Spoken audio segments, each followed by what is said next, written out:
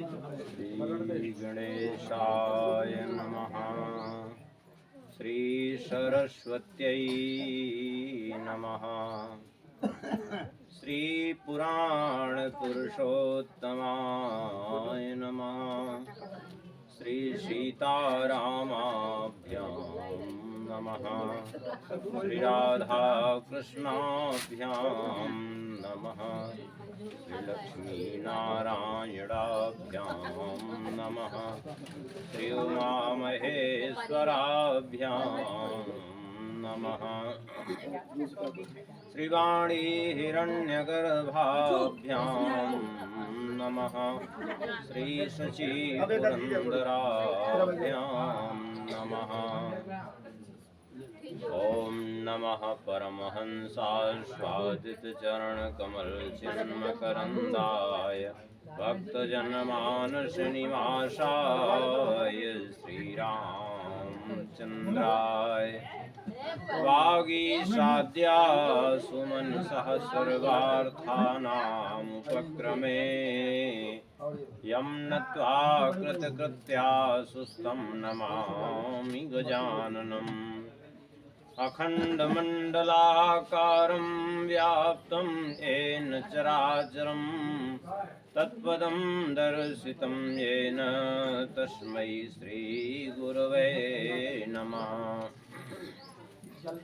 दिव्याभा परिपूरितांगममलं ध्यानस्थितं सर्वदा नित्यं भक्तिविभावितं मुनिवरं शास्त्रादिसञ्चिन्तकं भक्तिज्ञानसुधाविभूतहृदयं वस्त्रं च शुभ्रं धृतं वन्देऽहं करुणाकरं शशिनिभं श्रीहर्षणं सद्गुरुम्। दोर्भिर्युक्ता चतुर्भिस्फटिकमणिमयीमक्षमालां दधाना हस्तेनैकेन पद्मं सितमपि च शुकं पुस्तकं चापरेण भासा कुन्देन्दुशङ्खस्फटिकमणिनिभा समाना समाना सा मे वाग्देवतेयं निवसतु वदने सर्वदा सुप्रसन्ना।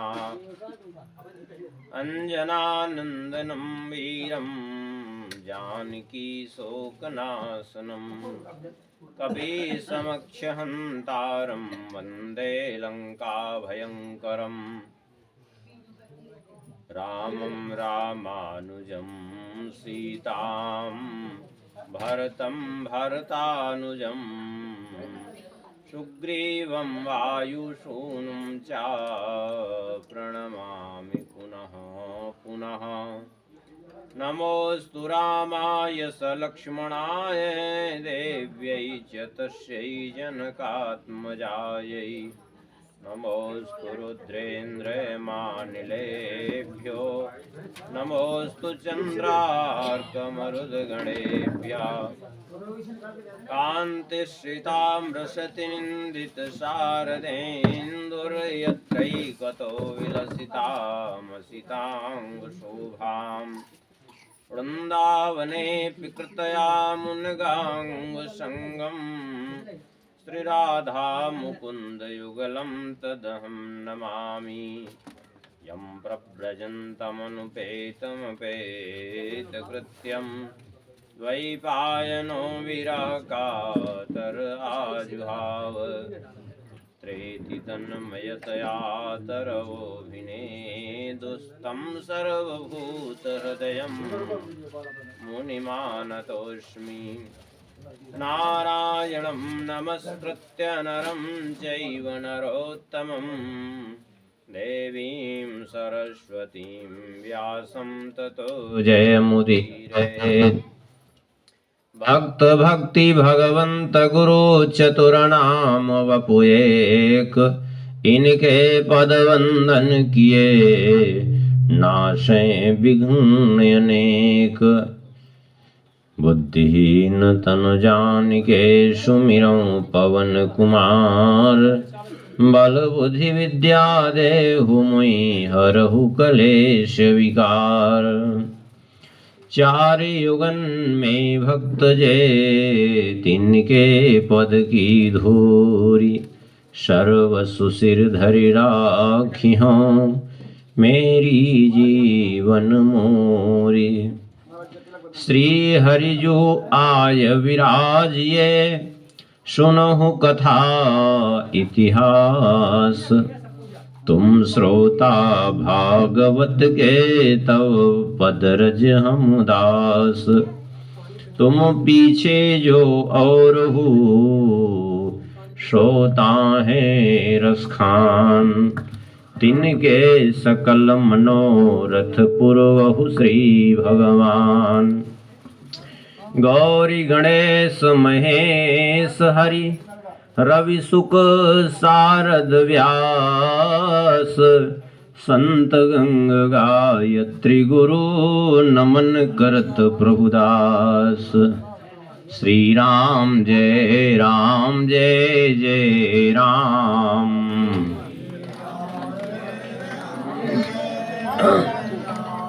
सीताराम जय सीताराम।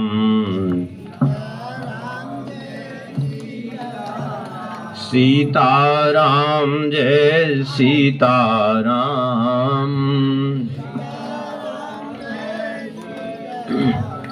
सीताराम जय सीताराम।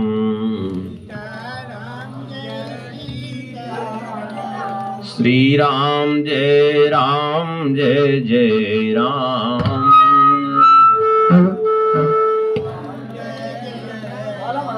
सीताराम जय सीताराम।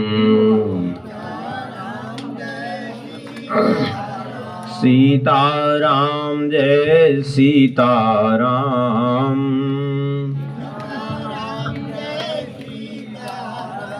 सीताराम जय सीताराम।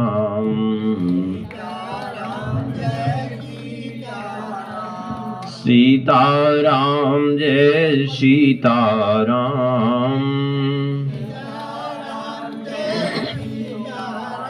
राधे श्याम जय राधे श्याम। राधे श्याम जय राधे श्याम। राधे श्याम जय श्यामा श्याम। श्री राम जय जय राम।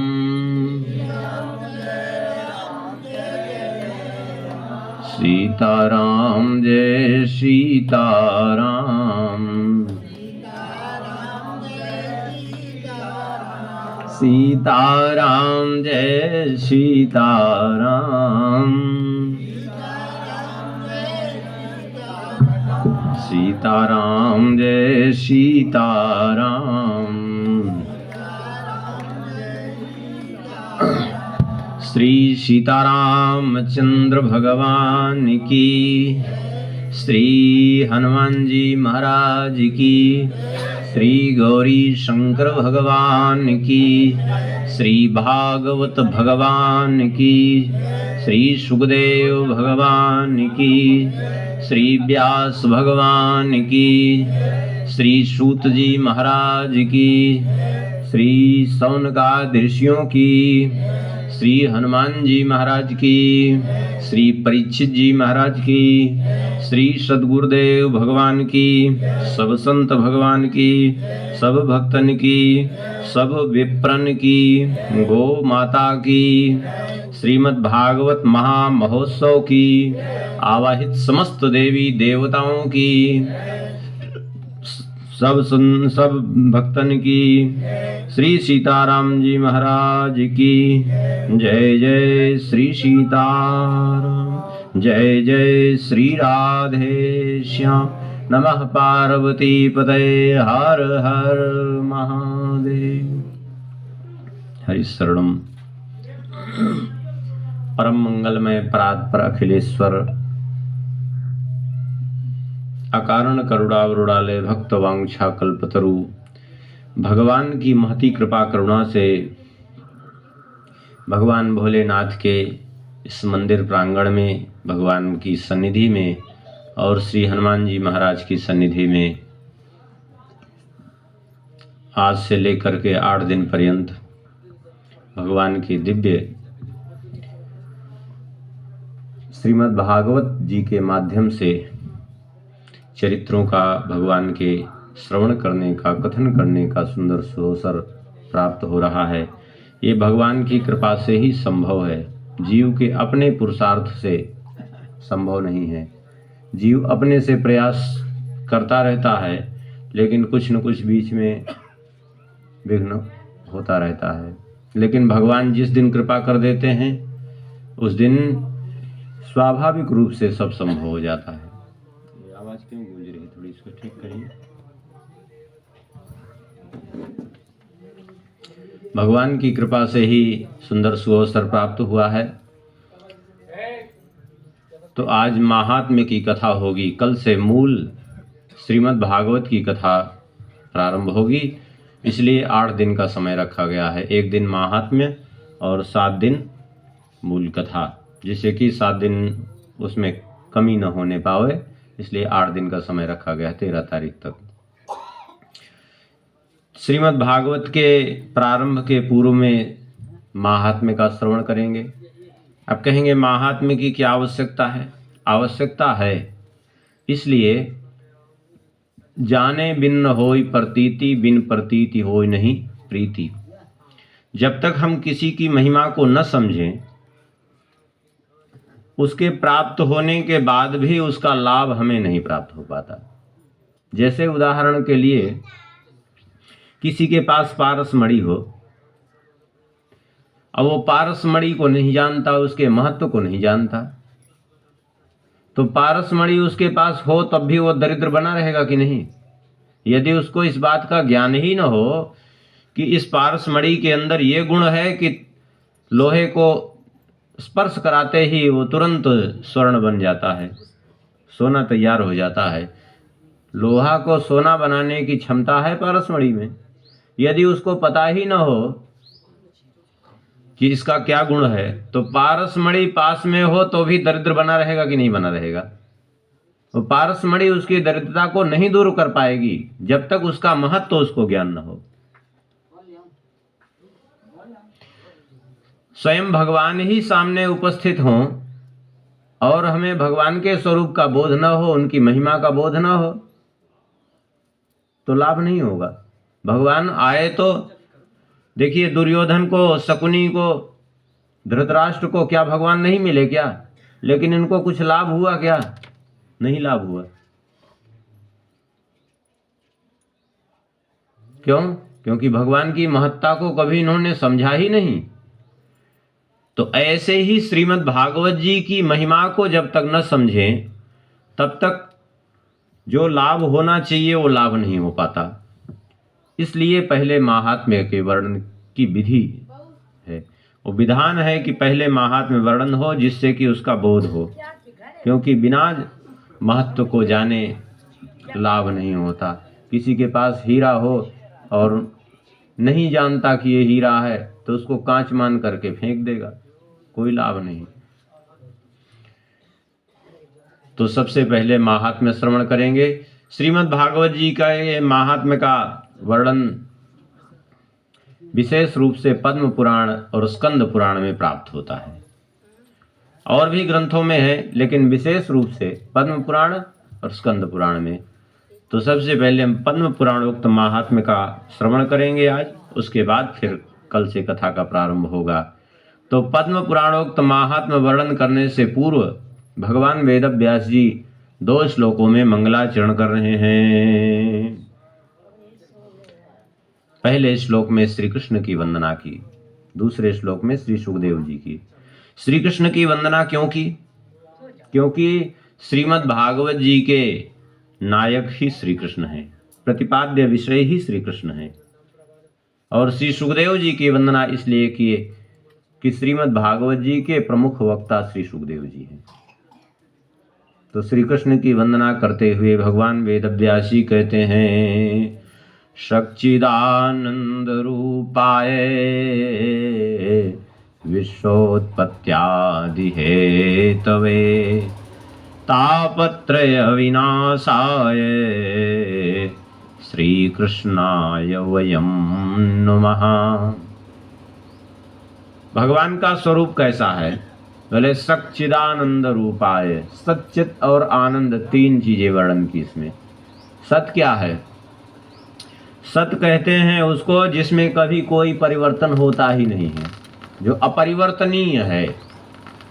इसी को गोस्वामी जी ने कहा, जो तिहु काल एक रस रही, जो पहले भी, अभी भी और आगे भी सदैव एक ही परिस्थिति में विद्यमान रहने वाला हो, उसी को सत कहते हैं। जैसे उदाहरण के लिए अब इसको मान लीजिए क्या है, पुष्प है, फूल। ये पहले था? नहीं था। आज के 4-6-10 दिन पहले था? नहीं था। और आगे ये नहीं रहने वाला है। तो अभी बीच में इसकी विद्यमानता दिख रही है। इस पुष्प की सत्ता बीच में हमें दृष्टिगोचर हो है, किंतु पहले नहीं था ये पुष्प और आगे भी नहीं रहेगा। आगे धीरे धीरे ये नष्ट होता जाएगा और एक समय समाप्त हो जाएगा। तो पहले था नहीं, आगे रहेगा नहीं, अभी बीच में है। तो ये क्या सत हो सकता है क्या? नहीं, असत है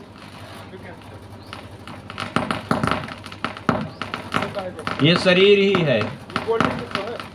हमारा शरीर हो, आपका शरीर हो, अथवा किसी का भी शरीर हो, ये पहले नहीं था, अभी है, लेकिन आगे नहीं रहेगा। कोई 10 साल, कोई 20 साल, कोई 50 साल, सभी को यहाँ से विदा हो जाना है। तो पहले नहीं था, आगे भी नहीं रहने वाला है, अभी बीच में दिख रहा है। क्यों? क्योंकि असत है।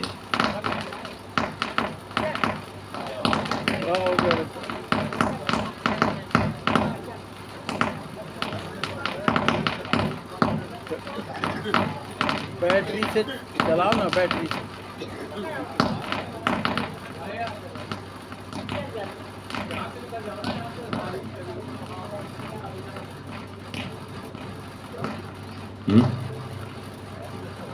लेकिन भगवान पहले भी थे, अभी भी हैं और आगे भी सदैव विद्यमान रहेंगे। इसलिए भगवान का स्वरूप कैसा है? बोले सत स्वरूप। दूसरी बात कहे चित स्वरूप। भगवान चित स्वरूप हैं। चित क्या? चित माने चेतना, चित माने प्रकाश। जीव मात्र में जो चैतन्य तत्व है, जीव मात्र में जो प्रकाश है, वो किसका है? भगवान का ही है। अगर ये चैतन्य तत्व, जिसको हम आत्मा कहते हैं, ये आत्मा इस शरीर से अलग हो जाए, पृथक हो जाए, तो क्या इस शरीर की सत्ता रह सकती है क्या? नहीं रह सकती। इसी शरीर को कोई नहीं रखेगा, चाहे आपका जितना सगा संबंधी हो, कोई रखेगा नहीं इसको। सब तुरंत निकाल के बाहर करेंगे और ले जा करके इसका संस्कार कर देंगे। तो जो इसमें प्रकाश है, जिसके कारण ये शरीर चलायमान है, वह कौन है? वही है चित्त, चेतन तत्व। और वह चेतन तत्व कौन है? परमात्मा। तो भगवान चित्त स्वरूप हैं। तीसरी बात कही आनंद। भगवान आनंद स्वरूप हैं। आनंद क्या है? जिसको प्राप्त करने के बाद फिर कभी जीवन में दुख हो ही नहीं। सुख अलग है और आनंद अलग है। सुख की प्राप्ति के बाद भी दुख होता है, लेकिन आनंद उस अवस्था का नाम है जी कि जिसको पाने के बाद फिर कभी कोई दुख होता ही नहीं। अब वो अवस्था क्या है? बोले परमात्मा की प्राप्ति। तो आनंद कौन है? आनंद साक्षात परमात्मा है, स्वयं भगवान है। आनंद स्वयं श्री राम है, श्री कृष्ण है, श्री नारायण है। हम सब आनंद क्यों चाहते हैं? कोई दुख नहीं चाहता। आनंद क्यों चाहते हैं? क्योंकि सदैव अंश अपने अंशी की ओर प्रेरित होता है। हम सब आनंद चिदघन परमात्मा के चिदंश हैं, इसलिए अपने अंशी की ओर प्रेरित हैं। जैसे उदाहरण के लिए, अब ये क्या है? पुष्प है। इस पुष्प को ऊपर फेंकिए, ये कहाँ जाएगा? पुष्प नीचे आएगा। कोई कंकड़ पत्थर कोई भी चीज उठा के फेंकिए ऊपर, वो कहाँ जाएगी? नीचे आएगी। क्यों? क्योंकि वो पृथ्वी का अंश है। तो पृथ्वी का अंश होने के कारण स्वाभाविक पृथ्वी की ओर ही वो गतिमान होगी। दीपक जला दीजिए, उसकी लौ कहाँ जाएगी? ऊपर जाएगी। क्यों? इसलिए ऊपर जाएगी क्योंकि वो प्रकाश स्वरूप सूर्य का अंश है वो। ऐसे ही हम सब आनंद क्यों चाहते हैं? क्योंकि जो है हम आनंद चिदघन परमात्मा के चिदंश हैं। हम मरना क्यों नहीं चाहते? क्योंकि उस अविनाशी की संतान हैं, हम अविनाशी के अंश हैं, इसलिए हम भी अविनाशी बने रहना चाहते हैं। लेकिन समस्या अविनाशी बने रहना चाहने की बात नहीं, हम अविनाशी ही हैं। सही बात तो यही है, अविनाशी ही है, क्योंकि आत्मा तो अविनाशी ही है। लेकिन हम इस शरीर को अविनाशी चाहते हैं बनाना, यही समस्या खड़ी होती है और इसीलिए दुख के भागी होते हैं। तो भगवान का स्वरूप क्या है? बोले सच्चिदानंद रूपाय।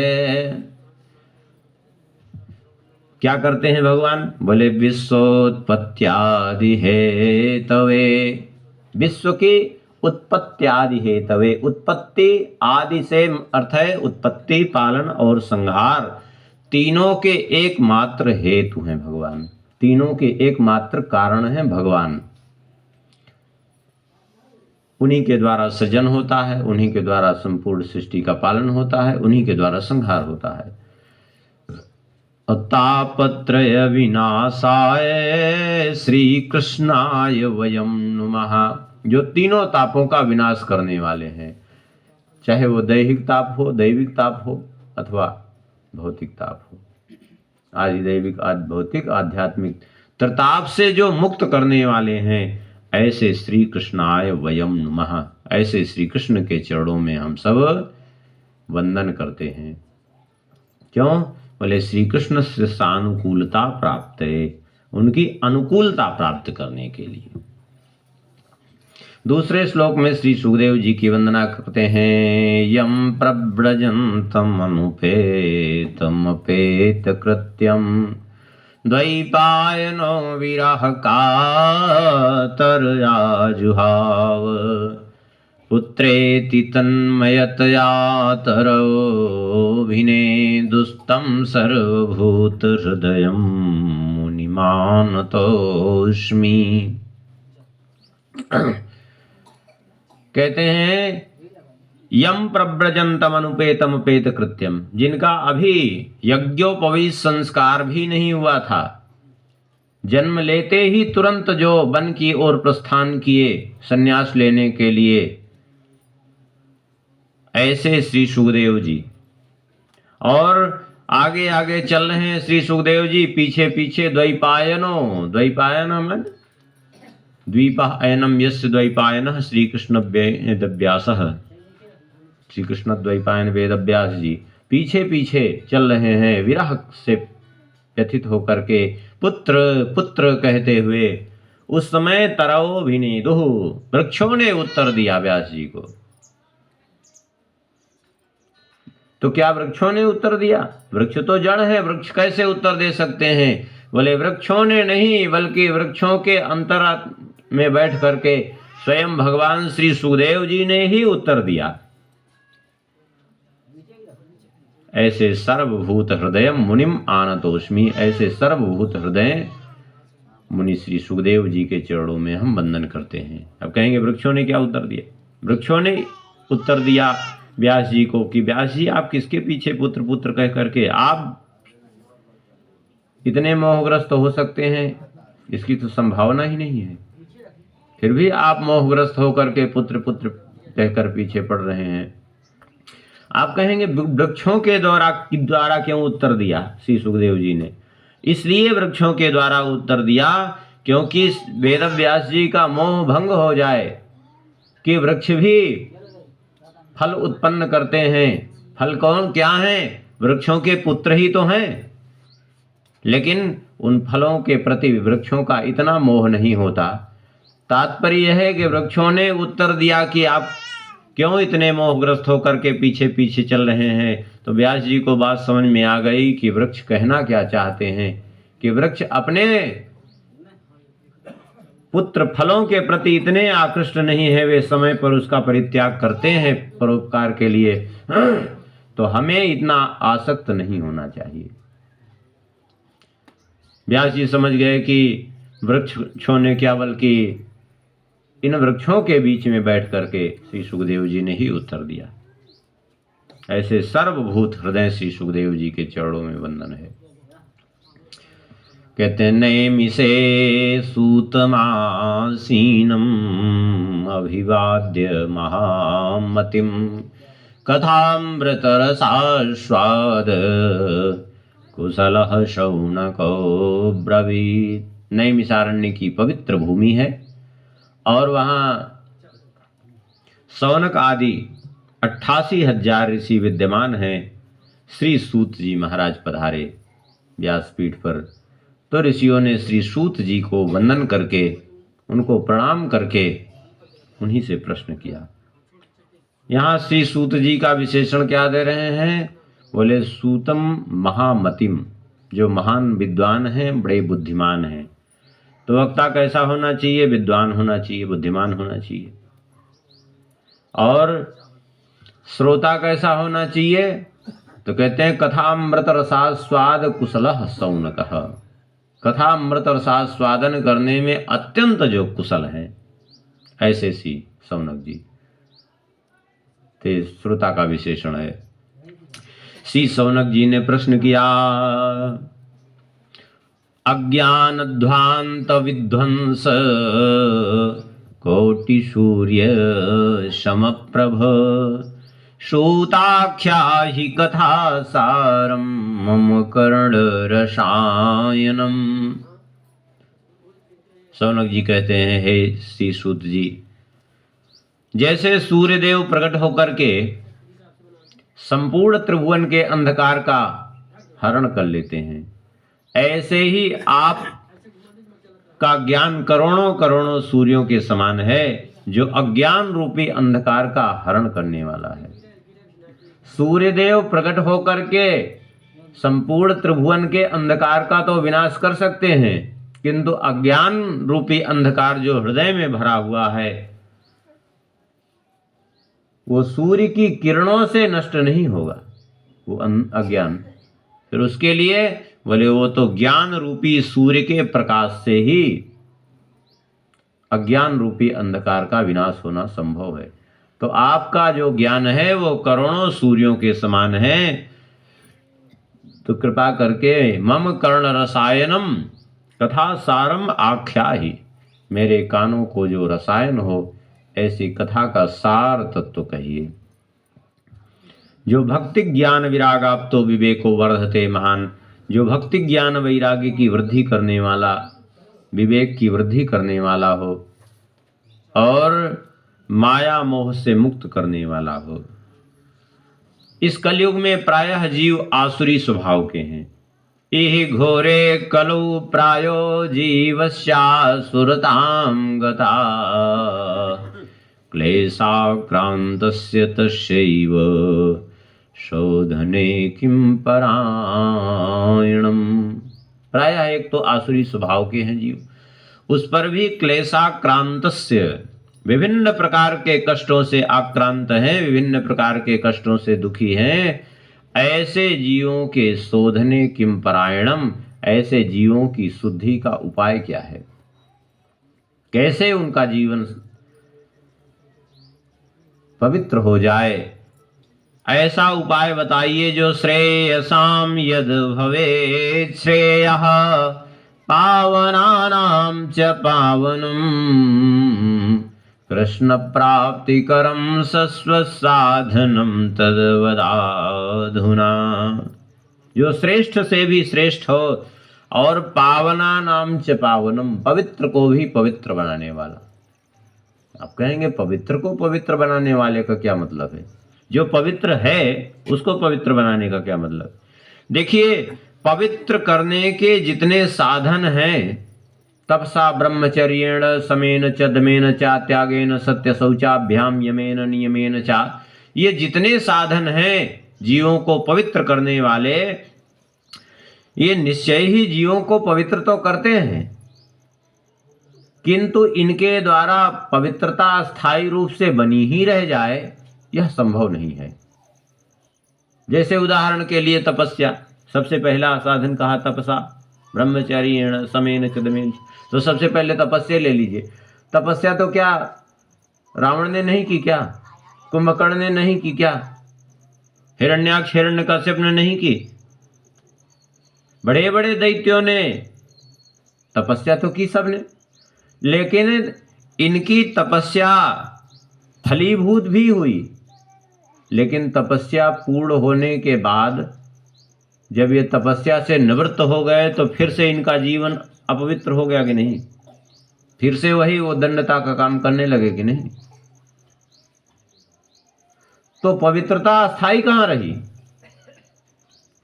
तो श्री शौनक जी कहना चाहते हैं कि हमें वह साधन बताइए जो जीवन को इतना पवित्र कर दे कि फिर कभी अपावनता आवे ही नहीं,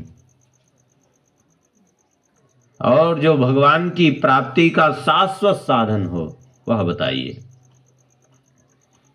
क्योंकि चिंतामणिर लोक सुखम सुरद्रो स्वर्ग संपदम प्रयक्षति गुरु प्रीतो वैकुंठम योगी दुर्लभम।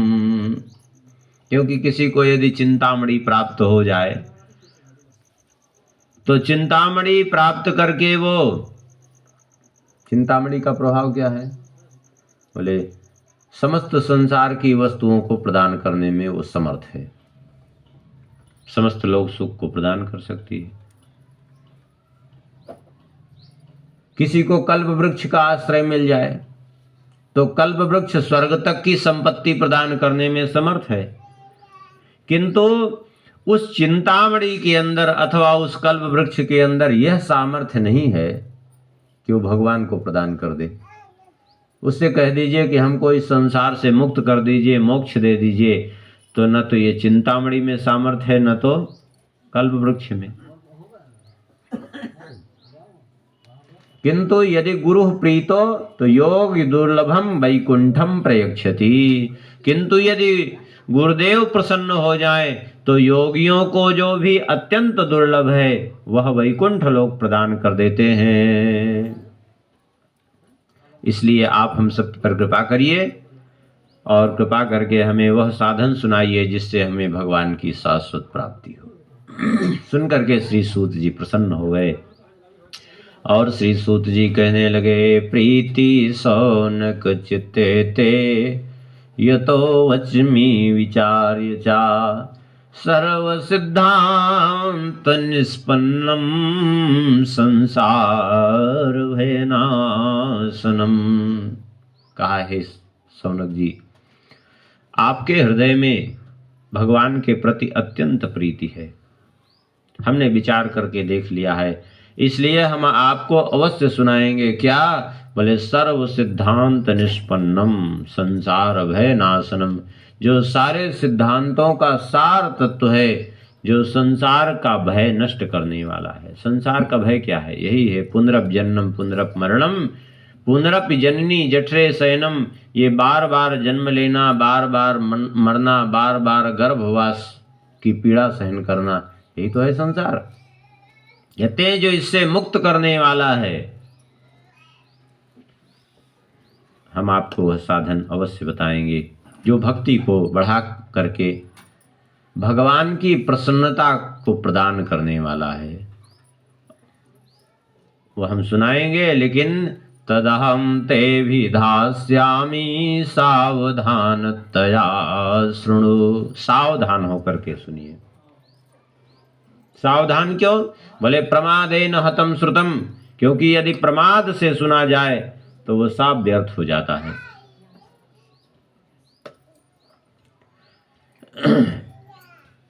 श्री सूत जी कहते हैं ये संसार की दशा क्या है, पहले इस पर विचार करें। कैसा है? बोले काल व्याल मुख ग्रास त्रास निर्नाश है तवे श्रीमद्भागवतम शास्त्रम कलौ कीरेण भाषितम। ये सारा संसार काल रूपी सर्प के मुख में है। तब तक जीवन सुरक्षित है जब तक ये काल रूपी सर्प अपना मुख नहीं बंद कर रहा है। हम सब ये समझ बैठते हैं कि हम ठीक हैं, जैसे हैं, सुरक्षित हैं। नहीं, एक क्षण का भी किसी का कोई ठिकाना नहीं। जैसे ही ये काल रूप सर्प अपना मुख बंद करेगा वैसे ही जीवन लीला समाप्त। और कब ये काल रूप सर्प अपना मुख बंद कर ले, कब किसकी जीवन लीला समाप्त हो जाए, है किसी का कोई भरोसा? किसी का कोई भरोसा नहीं है। तो कदाचित जैसे कभी देखे हो, अजगर चुपचाप मुख फैलाए बैठा रहता है और मेढक उछलते उछलते अजगर के मुख में पहुंच जाता है। अब वो मेढक बेचारा अज्ञानी रहता है, वो समझ नहीं पाता कि हम अजगर के मुख में पहुंच गए हैं। और वहां बैठे वो आराम से अपनी जीभ फैला फैला करके बाहर कीटों को पकड़ता रहता है। वो ये नहीं सोचता कि हम स्वयं ही अजगर के मुख में हैं। तो अजगर के मुख में कोई पहुंच गया हो तो कदाचित कोई ऐसा व्यक्ति मिल जाए जो सर्प का मंत्र जानता हो, सर्प को वशीभूत करने की विद्या जानता हो, तो वो उस सर्प के मुख से उसको छुड़ा सकता है कि नहीं? देखिए, आखिर सर्प का मंत्र ही जानते हैं जो वो लोग। कुछ ऐसी जड़ी बूटियां रखते हैं, कुछ मंत्र का ज्ञान रहता है कि सर्प लिए घूमते हैं, गले में लपेट लेते हैं, फिर भी सर्प डसता नहीं। क्यों? क्योंकि वो वशीभूत रहता है, वो कुछ कर ही नहीं पाता। यद्यपि वो विष से युक्त है, लेकिन फिर भी सर्प अपना प्रभाव खो बैठता है उसके कारण। ऐसे ही जिस प्रकार से सर्प अपना प्रभाव खो बैठता है, उस मंत्र के प्रभाव से सर्प कुछ भी नहीं बिगाड़ पाता। बस ठीक ऐसे ही समझ लीजिए कि ये श्रीमद् भागवतम शास्त्रम कलौ कीरेण भाषितम, जिसने श्रीमद् भागवत जी का आश्रय ले लिया है, उसका ये काल रूपी सर्प कुछ नहीं बिगाड़ पाएगा। जैसे मंत्र के कारण वह सर्प वशीभूत हो जाता है, सर्प कुछ नहीं बिगाड़ सकता, ऐसे ही समझ लीजिए कि ये श्रीमद् भागवत क्या है? बोले काल रूपी सर्प को वशीभूत करने वाला मंत्र है। जिसने इसको जीवन में धारण कर लिया, फिर काल रूपी सर्प से वो सर्वथा विमुक्त हो गया। लेकिन ये इतना सहज नहीं है, संभव नहीं है इतनी जल्दी प्राप्त होना। यते तस्माद् परम किंचिन मनः शुद्ध्यै न वेद्यते जन्मांतरे भवेत् पुण्यम तदा भागवतम लभेत्। इससे श्रेष्ठ चित्त की शुद्धि का दूसरा कोई उपाय नहीं। लेकिन जन्मांतरे भवेत् पुण्यम, जन्म जन्मांतरों का, कल्प कल्पांतरों का जब पुण्य उदय होता है, तदा भागवतम लभेत, तब श्रीमद् भागवत की प्राप्ति होती है।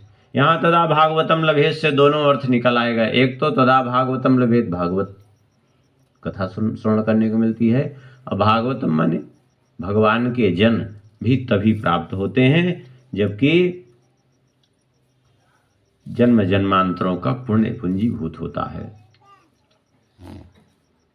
कहते हैं उस समय की बात है जब परीक्षित जी को श्री सुखदेव जी कथा सुनाने के लिए सभा में उपस्थित हुए थे, उसी समय देवता सुधा कुंभम गृहीत्वैव देवास तत्र समागमन, हाथ में देवता अमृत का कलश लिए हुए उपस्थित हुए श्री सुखदेव जी के सामने। और सुकम नत्वा वदन सर्वे स्वकार्य कुशलासुरा, आकर के श्री सुखदेव जी के चरणों में देवताओं ने प्रणाम किया।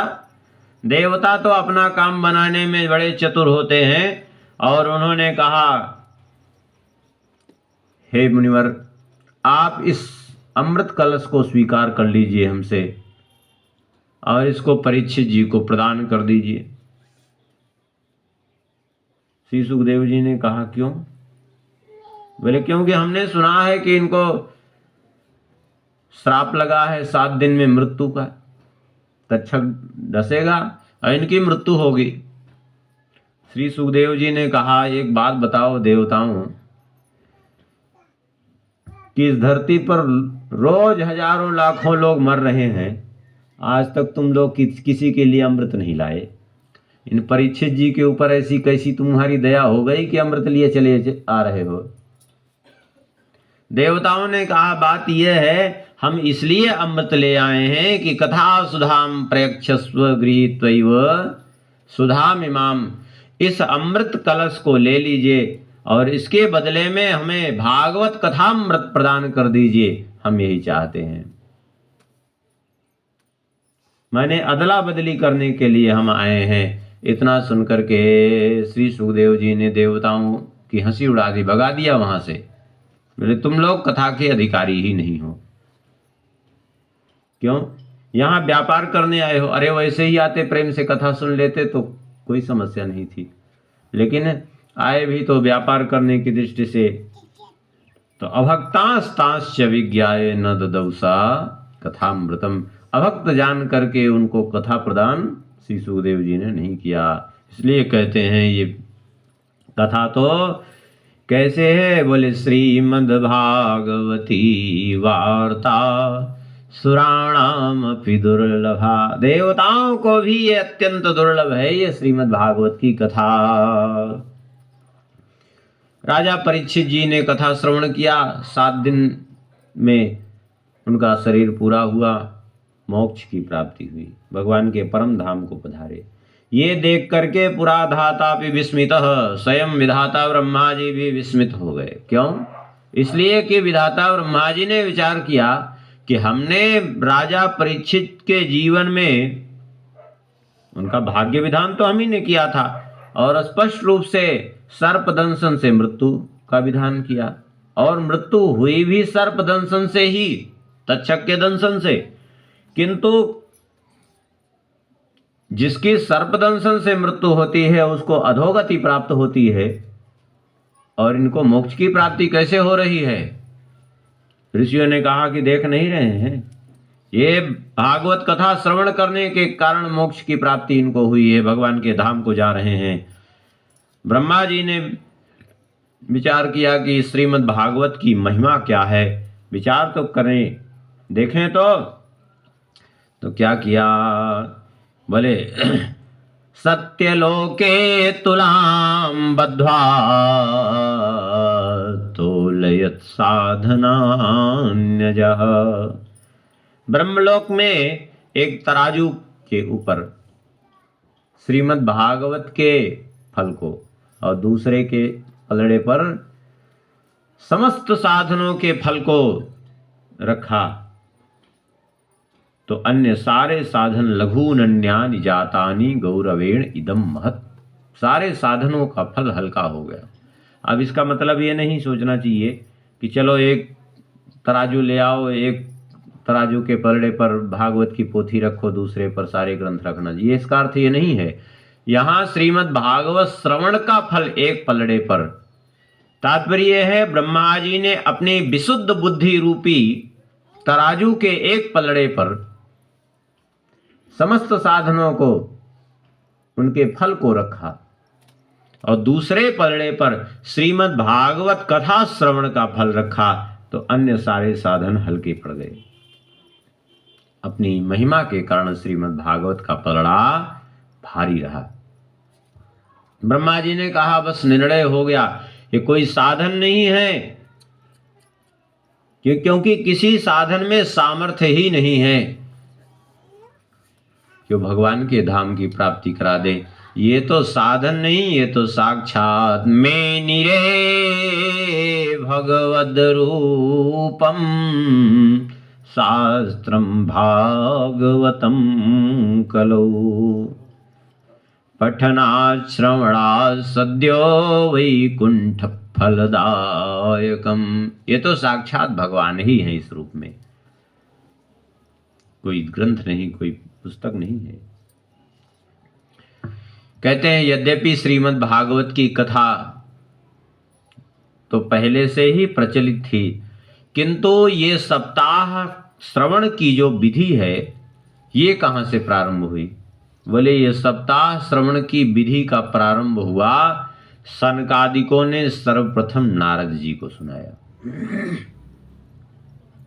सुन करके सौनक जी ने प्रश्न किया, भगवान एक बात समझ में नहीं आ रही है। लोक विग्रह मुक्तस्य नारदस्या स्थिरस्य च विधिस्रवे कुतः प्रीतिः संयोगः कुत्र तैः सह। सौनक जी ने कहा आपने ऐसे उदाहरण दिए, सनकादिकों ने नारद जी को सुनाई। बोले हाँ।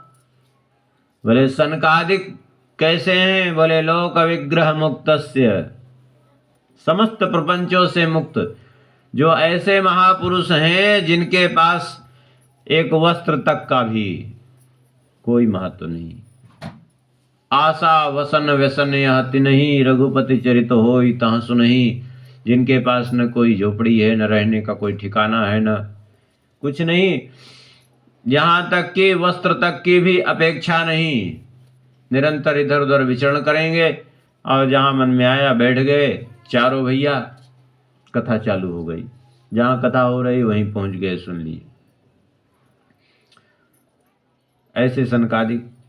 और वैसे नारद जी हैं। नारद जी की तो और भी ऐसी स्थिति है कि नारदस्या स्थिरस्य च, वो एक जगह ठहर ही नहीं सकते हैं और चलते ही रहते हैं हमेशा। तो ऐसी स्थिति में जब नारद जी एक जगह रुकते नहीं, सनकादिकों का कोई अता पता नहीं रहता कि कहाँ रहें कब, तो 7 दिन तक सनकादिकों ने श्री नारद जी को कैसे भागवत सुनाई, कृपा करके बताइए। तब श्री सूत जी कहते हैं एकदा हि विशालायां चत्वार ऋषयो मलाः सत्संगार्थं समायाता ददृशुस्तत्र नारदम्। कहते एक बार की बात है, विशालापुरी, विशालापुरी अर्थात बद्रिकाश्रम में। आप कहेंगे बद्रिकाश्रम को विशालापुरी क्यों कहते हैं? विशाल नाम के एक राजा थे, उन्होंने तप किया था। भगवान प्रसन्न हुए, बोले क्या चाहिए?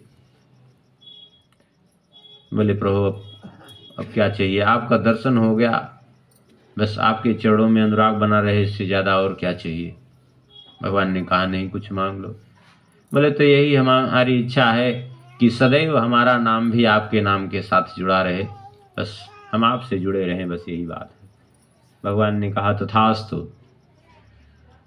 भगवान ने कहा कि ठीक है, अब आज से ये हमारा क्षेत्र बद्रिकाश्रम ये तुम्हारे नाम से प्रसिद्ध होगा। इसलिए लोग कहने लगे बद्री विशाल। हाँ, क्यों? वो विशाल राजा का नाम भगवान से जुड़ गया। क्यों? उन्होंने भगवान से वरदान ही ऐसा मांगा कि आपके नाम से हमारा नाम जुड़ जाए, तो इसलिए विशालापुरी। कहते हैं एक बार उसी विशालापुरी अर्थात बद्रिकाश्रम में चारों भैया सनक सनंदन सनातन और सनत कुमार इकट्ठे हुए। किस लिए? बोले सत्संग के लिए। उसी समय ददसुस्तत्र नारदम, श्री नारद जी को देखा, अभी उपस्थित हुए थे, सत्संग होने वाला ही था। उसी समय श्री नारद जी वहाँ आ गए। नारद जी को देख करके उन चारों भैया ने प्रश्न किया। चारों ने एक एक प्रश्न किया, क्योंकि नारद जी इतने विकल दिख रहे थे कि उनकी विकलता को देख करके सबने प्रश्न किया। क्या प्रश्न किया? एक भैया ने पूछा, कथम ब्रह्मंदेन मुखा कुतश्चिन्तातुरो भवान् त्वरितं गम्यते कुत्र कुतश्चागमनं तव। एक ने प्रश्न किया, कथम ब्रह्मंदेन मुखा, अरे ब्रह्मन आप इतने उदास मुख क्यों हैं? तो दूसरे ने भी प्रश्न कर दिया, कुतश्चिन्तातुरो भवान, आपको कौन सी चिंता ने घेर रखा है? तो तीसरे ने भी प्रश्न किया, त्वरितम गम्यते कुत्र, इतनी तेजी से कहाँ भागे चले जा रहे हैं? तो चौथे ने भी प्रश्न किया, कुतश्चागमनम तव, आपका आगमन इस समय कहाँ से हो रहा है? क्योंकि इदानीं शून्य चित्तोऽसि गतवित्तो यथा जना तवेदं मुक्त संगस्य नोचितं वद कारणम्। आप तो मुक्त संग महापुरुष हैं, आपके लिए ये उदासी बिल्कुल उचित नहीं है। तो अपने उदासी का कारण बताइए, आप इतने उदास मुख कैसे हो सकते हैं? सुन करके नारद जी ने कहा, आपने बिल्कुल ठीक प्रश्न किया है हमसे, हमारी ऐसी ही स्थिति इस समय दिखाई पड़ रही है। हमारे उदासी का कारण क्या है? सुन लीजिए, अहम तो पृथ्वीं यातो ज्ञात्वा सर्वोत्तमामिति पुष्करं च प्रयागं च काशीं गोदावरीं तथा। नारद जी कहते हैं, मैं पृथ्वी को सर्वोत्तम लोक समझ करके विचरण करने के लिए पहुंचा और वहां विचरण करने लगा। कहाँ? पुष्कर, प्रयाग, काशी, गोदावरी, हरिद्वार, श्री रंगनाथ, सेतुबंध, रामेश्वरम, सब जगह घूमा, कुरुक्षेत्र, सब जगह घूमा, लेकिन कहीं भी हमें मन में शांति नहीं मिली। क्यों? बोले, कलिना धर्म मित्रेण धरेयम बाधिताधुना, अधर्म के मित्र कलयुग ने चारों ओर बाधा पहुंचा रखी है, चारों ओर त्राही त्राही मची हुई है। इस कारण से हमारे मन को कहीं भी शांति नहीं मिली। ना पश्यम कुत्रचित् शर्म मन संतोष कारकम, मेरे मन को कहीं शांति नहीं, कहीं संतोष ही नहीं मिला। क्योंकि सत्यम नास्ति तपः शौचम दयादानं न विद्यते उदरम भरिणो जीवा कर वराकाकूट भाषिणा। सत्यम नास्ति, कहीं सत्य दिखाई ही नहीं पड़ता। इसका अर्थ यह नहीं कि सत्य का अस्तित्व ही समाप्त हो गया। तात्पर्य यह है कि सत्य जैसे होना चाहिए वो उसका स्वरूप ही नहीं दिख रहा है। लोग दिन भर झूठ बोलेंगे, कोई उसकी गणना नहीं है, और एक सत्य कदाचित निकल गया मुख से तो फिर अपने को हरिश्चंद्र और धर्मराज युधिष्ठिर से कम कोई नहीं समझते, अपने को सब सत्यवादी सिद्ध कर देते हैं। तो ऐसी दशा है। तपस्या जीवन में नहीं है, दया नहीं है, दान नहीं है। जीव मात्र की दशा क्या है? उदरम भरणो जीवा, केवल अपने पेट भरने में निपुणता लोगों को है। छल से, कपट से, जैसे भी हो, केवल पेट भरे, बस एकमात्र प्रयोजन जीवन में रह गया है। एक तो जीवों की दशा क्या है? मंदा सुमंद मतयो मंद भाग्यायुपद्रुता। एक तो सहज में आलसी है, मंद बुद्धि है, भाग्य मंद है और जीवन उपद्रवी है। पाखंड निरता संतो विरक्ता सब परिग्रह, जिसको मन में आया अपने आगे संत लिखा लिया और कर रहा है क्या? बोले पाखंड। कोई भी अपने, चाहे वो संत लिखा ले, चाहे महासंत लिखा ले, चाहे संत शिरोमणि लिखा ले, चाहे अंतरराष्ट्रीय लिखा ले संत, कोई प्रभाव नहीं। ऐसी दशा है, अपाखंड करता रहता है।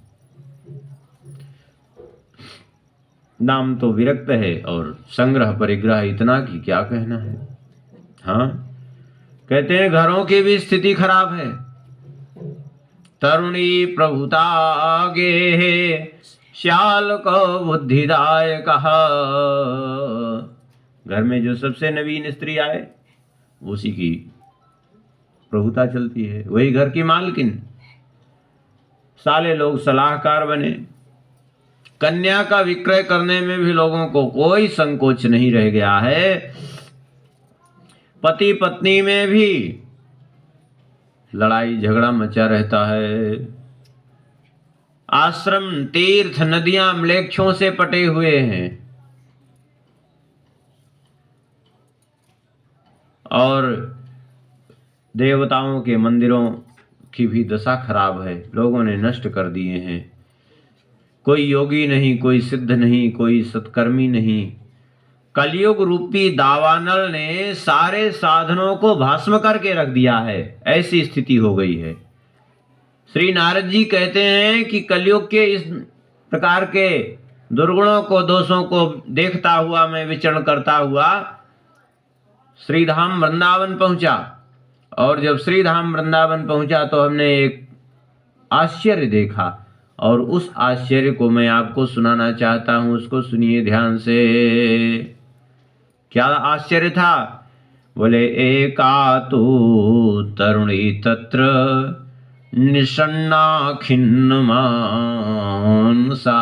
एक तरुणी स्त्री को देखा जो अत्यंत दुखी अवस्था में बैठी थी, और पास में उसके वृद्धौ द्वौ पतितौ पार्श्वे निःश्वसन्ताव चेतनौ। उसके पार्श्व में दो वृद्ध बैठे हुए थे जो निश्चेष्ट अवस्था जैसी दिख रही थी, केवल श्वास मात्र चल रही थी, बाकी कुछ नहीं। सैकड़ों स्त्रियां घेरे उसकी सेवा कर रही थी, उसको सांत्वना दे रही थी, लेकिन फिर भी उसके मन में शांति नहीं प्राप्त हो पा रही थी। उसका दुख नहीं दूर हो पा रहा था। नारद जी कह रहे हैं कि मैं ये दूर से दृश्य देख रहा था कि आखिर ये हो क्या रहा है। अचानक उस तरुणी स्त्री ने जब मुझे देखा तो उठ के खड़ी हो गई और उसने कहा कि भो भो साधो क्षणं तिष्ठ मच्चिन्तामपि नाशय दर्शनं तलोकस्य सर्वथा घरं परम। हे महात्मन, क्षणं तिष्ठ, थोड़ी देर आप रुक जाइए और मेरी चिंता का विनाश कर दीजिए, क्योंकि आपका दर्शन तो समस्त लोगों के दुख का विनाश करने वाला है, क्योंकि आपके दर्शन से ही समस्त पापों का विनाश हो जाता है। तो आप हम पर भी कृपा करिए और मेरी चिंता का विनाश करिए, मेरे दुख का निवारण करिए। नारद जी ने कहा, कासित्वं काविमौ चेमा नार्यः का पद्मलोचना वाददेवी सविस्तारं स्वस्य दुःखस्य कारणम्। नारद जी ने कहा, देवी पहले तो आप अपना परिचय दीजिए, आप हैं कौन और ये दोनों कौन हैं, और ये स्त्रियां बहुत सी जो आपकी सेवा में उपस्थित हैं, ये कौन है। सुन करके उस युवती ने कहा, अहम भक्ति ऋतिख्याता इमौ मे तनयौ मतौ ज्ञान वैराग्य नामानो काल योगेन जर्जरौ। मेरा नाम भक्ति है और ये दोनों मेरे ही पुत्र हैं, ज्ञान और वैराग्य इनका नाम है। ये समय के प्रभाव से इस अवस्था को प्राप्त हो गए, जर्जर अवस्था हो गई इनकी। और ये जो और देख रहे हैं इतनी स्त्रियों को, ये कोई सामान्य स्त्रियां नहीं है, फिर ये स्वयं गंगा आदि नदियां हैं, ये देवियां हैं, मेरी सेवा के लिए उपस्थित हुई हैं। और मेरा दुर्भाग्य यह है कि इतनी देवियों के द्वारा सेवित होते हुए भी मेरा दुख नहीं दूर हो पा रहा है। दुख क्या है आपको? बोले दुख आपके सामने ही प्रत्यक्ष है। मेरा दुख यह है कि उत्पन्ना द्रविड़े साहम वृद्धिम कर्णाटके गता क्वचित क्वचिन महाराष्ट्र गुर्जरे जीर्णताम गता। मैं द्रविड़ देश में उत्पन्न हुई, महाराष्ट्र में मैं बढ़ी, बड़ा मेरा सम्मान हुआ। कर्नाटक में बढ़ी, महाराष्ट्र में सम्मानित हुई, लेकिन गुजरात जब पहुंची तो मैं जीर्ण अवस्था को प्राप्त हो गई, जर्जर हो गई। ऐसी मेरी अवस्था हो गई, अब मैं क्या कहूं। और इस प्रकार से मैं भटकते भटकते अपने दोनों पुत्रों को लिए हुए इस जीर्ण शीर्ण अवस्था में मैं जब श्रीधाम वृंदावन पहुंची तो वृंदावनम पुनः प्राप्य नवीनेव स्वरूपिणी। वृंदावन की प्राप्ति होते ही पुनः मुझे नवीन स्वरूप प्राप्त हो गया। मैं फिर से नव युवती बन गई, लेकिन विचित्रता तो ये रही कि मेरे पुत्रों की वृद्धावस्था यहां भी दूर नहीं हुई, और यही मेरे दुख का कारण है। क्यों? बोले घटते जरठा माता तरुण तनयाविति। यदि माँ वृद्ध हो, बेटे युवावस्था में हो तो माँ को दुख नहीं होगा, लेकिन माँ युवती हो और बेटे उसके वृद्ध पड़े हों तो माँ के लिए ये कितना कष्टकारक होगा। बस यही मेरे दुख का कारण है। और भक्ति महारानी कहती हैं, अब मैंने ये भी निश्चय कर लिया है कि इदम स्थानम परित्यज्य विदेशम गम्यते मया। इस स्थान को भी मैं छोड़ करके परदेश चली जाऊंगी, विदेश चली जाऊंगी। तात्पर्य क्या है? तात्पर्य यह है कि भक्ति महारानी तो पूर्ण रूप से युति हैं, लेकिन ज्ञान और वैराग्य वृद्ध हैं, इसलिए भक्ति महारानी रुदन कर रही हैं, दुखी हैं। इसका तात्पर्य है कि हमें यदि भक्ति करनी है, भक्ति को प्रसन्न रखना है, तो भक्ति के साथ साथ ज्ञान और वैराग्य भी जवान होने चाहिए। यदि हमारे ज्ञान और वैराग्य वृद्ध पड़े रहेंगे तो भक्ति महारानी भी सुखी नहीं रहेंगी। और भक्ति महारानी स्वयं ही कह रहे हैं, इदम स्थानम परित्यज्य विदेशम गम्यते मया, मैं छोड़ करके चली जाऊंगी। तात्पर्य है कि मान लिया कदाचित भगवान की कृपा से हृदय को ही मान लीजिए कि हृदय ही बन जाए वृंदावन, और इस हृदय रूपी वृंदावन में भक्ति महारानी तो खूब पुष्ट रहें, नवयुवती बनी रहें, जवान रहें, लेकिन यदि ज्ञान वैराग्य का आदर नहीं है, ज्ञान वैराग्य यदि पुष्ट नहीं है, तो भक्ति महारानी टिकेंगी नहीं वहां। तात्पर्य यह है कि भक्ति तो करनी ही चाहिए, किंतु भक्ति के साथ हमारे जीवन में ज्ञान और वैराग्य को भी अवश्य ही आदर होना चाहिए। जीवन में ज्ञान वैराग्य के अभाव में समस्या यही होती है, भजन तो करते हैं लेकिन जीवन में विषयों से वैराग्य नहीं है, परमार्थ तत्व का बोध नहीं है, तो भक्ति महारानी होकर के भी वो दुखी रहती है, और धीरे धीरे फिर भक्ति महारानी भी छोड़ के चली जाती है।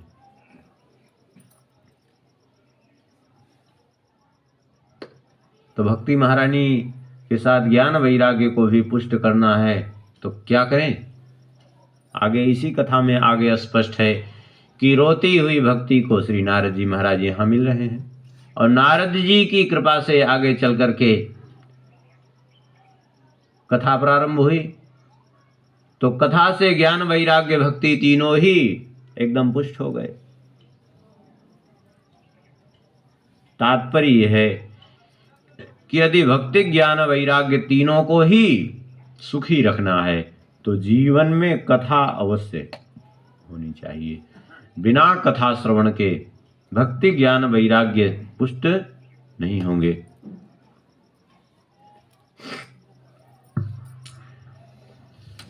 नारद जी ने कहा, हे देवी,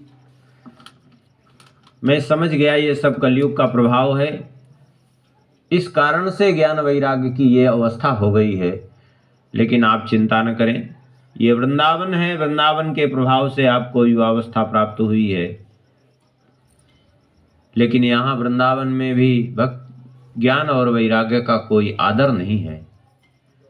सुन करके भक्ति महारानी ने कहा, एक बात बताइए नारद जी, कथम परीक्षिता राज्ञा स्थापितो यशुचि कली प्रवृत्ते तो कलौ सर्व सारः कुत्र गतो महान। जब ये कलयुग इस प्रकार से है कि इसके आते ही सारा सार तत्व ही समाप्त हो गया, तो आखिर कथम परीक्षिता राज्ञा स्थापितो, ऐसे अपवित्र कलयुग को राजा परीक्षित जी ने स्थापित ही क्यों कर दिया? इसको तो स्थापित ही नहीं करना चाहिए, मार डालना चाहिए उसी समय। अच्छा चलो मान लिया परीक्षित जी ने स्थापित कर ही दिया, तो फिर करुणा परेण हरणाप्यधर्म कथमिक्षते, भगवान तो करुणा परायण है, इस कलयुग के अधर्म को वे कैसे देख रहे हैं, कृपा करके बताइए। श्री नारद जी कहते हैं, हे देवी, अब आपने हमसे पूछा ही है तो सुन लीजिए। जिस समय राजा परीक्षित दिग्विजय के लिए निकले, उनकी कलयुग से भेंट हुई।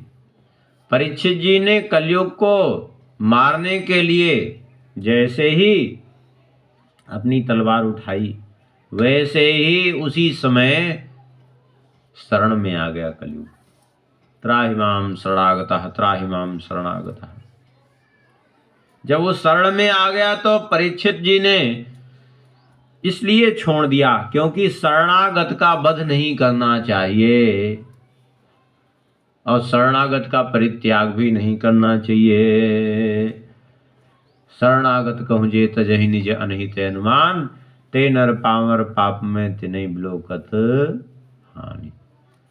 तो शरणागत होने के कारण इसका वध नहीं किया, क्योंकि शरणागत की रक्षा की जाती है। और स्थापित क्यों किया? बोले स्थापित इसलिए किया कि एकाकारम कलिम दृष्ट्वा सारवत्सारणी रसम। यद्यपि ये दोषों का भंडार ही है कलयुग, इसमें कोई संदेह नहीं है, किंतु फिर भी इसमें गुण भी है ऐसा कि उस गुण को देख करके परीक्षित जी ने स्थापित किया। वो गुण क्या है? बोले यत् फलम नास्ति तपसा न योगेन समाधिना तत्फलम लभते सम्यक कलौ केशव कीर्तनात्। जो फल बड़ी बड़ी तपस्या के द्वारा, बड़े बड़े योग के द्वारा, समाधि के द्वारा जो अन्य युगों में नहीं प्राप्त हो पाता, वह इस कलयुग में केवल भगवान के कीर्तन मात्र से प्राप्त हो जाता है। ऐसी इसकी महिमा भी है। तो यद्यपि दुर्गुणों का भंडार है, फिर भी एक गुण इसमें ऐसा है कि इसके कारण स्थापित कर दिया। देखिए होता है प्रायः ऐसा, कोई व्यक्ति हो, उसमें मान लिया 99 दुर्गुण हैं और एक गुण हो, लेकिन यदि गुण ऐसा कोई हो, प्रधान हो, तो एक गुण के कारण 99 दुर्गुण दब जाते हैं। होता है कि नहीं?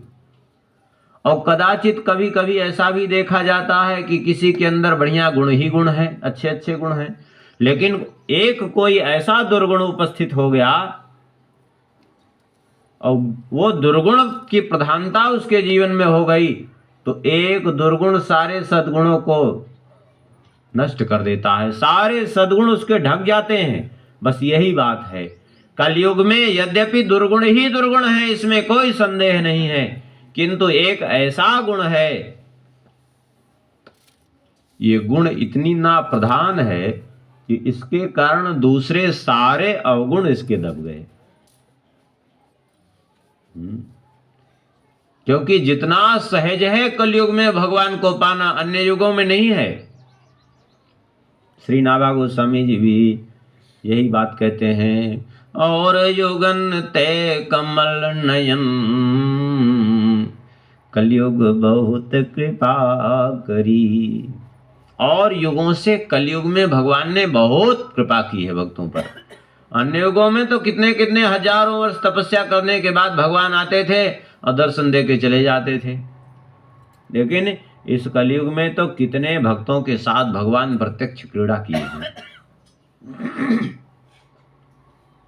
कितने भक्तों के साथ, कुंभन दास जी, सूरदास जी, गोविंद स्वामी, इन लोगों के साथ रोज क्रीड़ा करते थे भगवान। नरसिंह जी,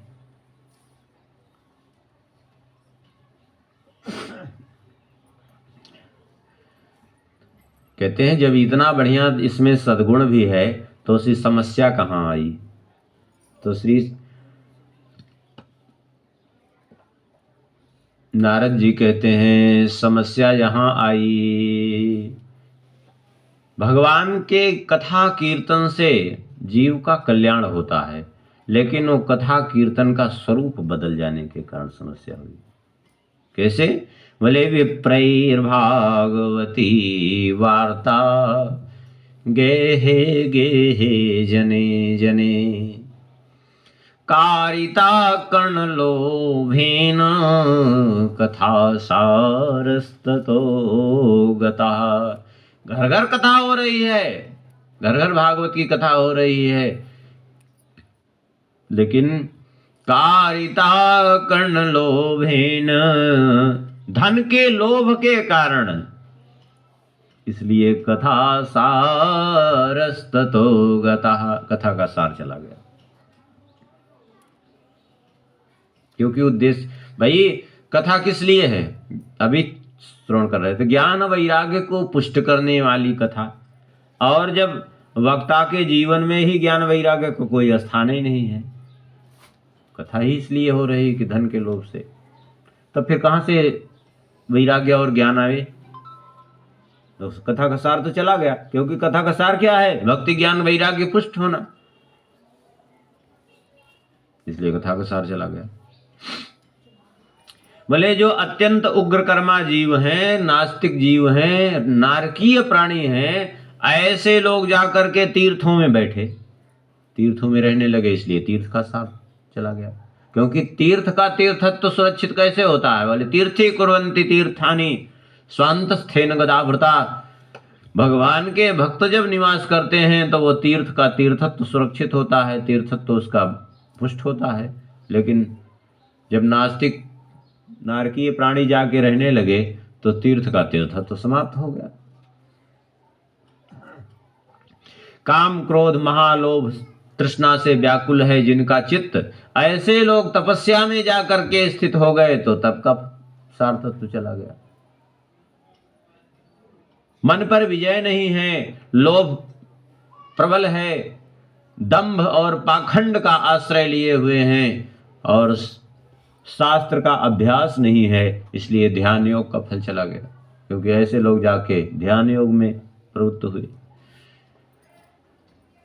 इस कारण से इस कलयुग का सार तत्व चला गया।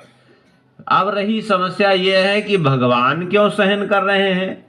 तो इसका कारण यह है कि अयम तो युग धर्मो ही वर्तते कस्य दूषणम, अतस्तु पुंडरीकाक्ष सहते निकुटे स्थितः। ये युग धर्म है, और युग धर्म होने के कारण भगवान निकट रहते हुए भी सब कुछ सहन कर रहे हैं। क्योंकि भगवान ने सभी युगों के लिए एक निश्चित व्यवस्था निश्चित की है। उस निश्चित व्यवस्था तक यदि वह अतिक्रमण नहीं करता, उस व्यवस्था के भीतर तक वो रहता है, तब तक भगवान उस पर कोई हस्तक्षेप नहीं करते। जब उसके आगे बढ़ता है तभी भगवान उसमें हस्तक्षेप करते हैं। तो ये कलयुग का जो सहज स्वभाव है, ये अपने स्वरूप में स्थित है, तो इसलिए भगवान उसमें हस्तक्षेप नहीं कर रहे हैं, इसमें कोई समस्या नहीं।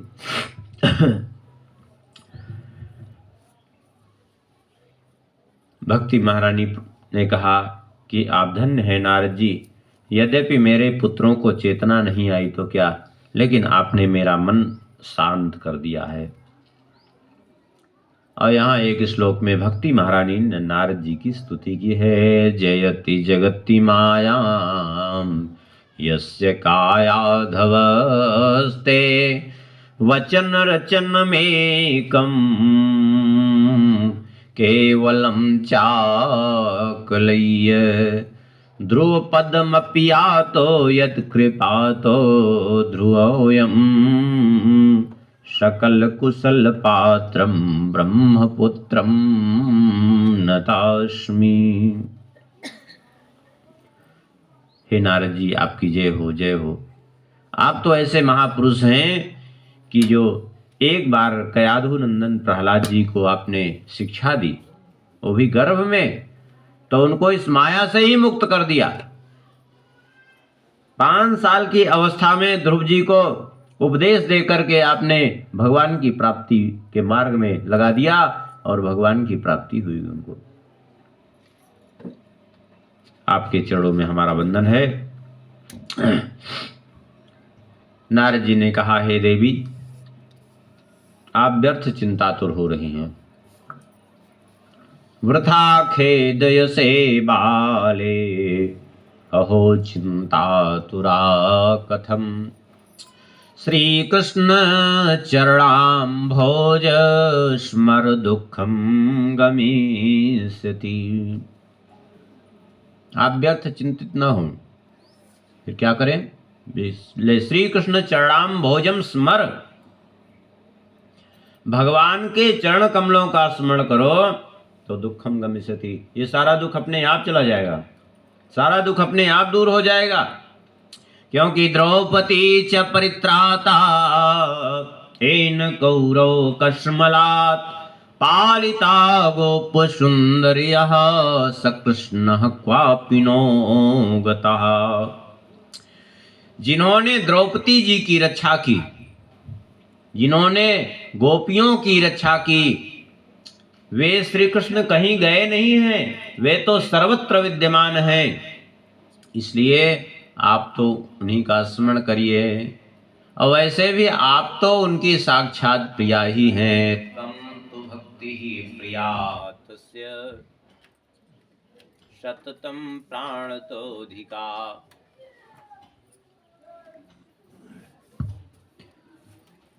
तम तो भक्ति ही प्रिया तस्य, आप तो साक्षात भक्ति हैं, उनकी प्रिया ही हैं। आप उनको प्राणों से भी बढ़कर के प्रिय हैं। आपकी महिमा तो ऐसी है कि त्वयाहूतस्तु भगवान याति नीच गृहे स्वपि। आपके बुलाने पर तो भगवान नीचों के घर में भी चले जाते हैं। हाँ, जिसके ऊपर भक्ति महारानी की कृपा हो गई, भगवान वहां भागते चले जाते हैं। इसलिए आप चिंता न करें। वैसे भी देखा जाए तो आपका ये जो स्वरूप है, ये आपका छाया रूप है। आप अपने दिव्य स्वरूप से तो भगवान के दिव्य धाम में ही विद्यमान रहती हैं। जब आपने भगवान की आज्ञा प्राप्त करके इस पृथ्वी लोक पे आने का निश्चय किया, क्योंकि भगवान ने आपको आज्ञा दी, आप पृथ्वी लोक पर जाओ, मत भक्तान पोषयति चा, मेरे भक्तों का पोषण करो। तो आप यहाँ आने के लिए उद्यत हुई, तो आपने छाया रूपम त्वया कृतम, छाया रूप बनाया। अपने मूल स्वरूप से तो आप भगवान के सानिध्य में ही रही और छाया रूप से इस पृथ्वी पर आ पाई। भगवान ने आपको 2 पुत्र ज्ञान और वैराग्य दिए, मुक्ति रूपी दासी प्रदान की।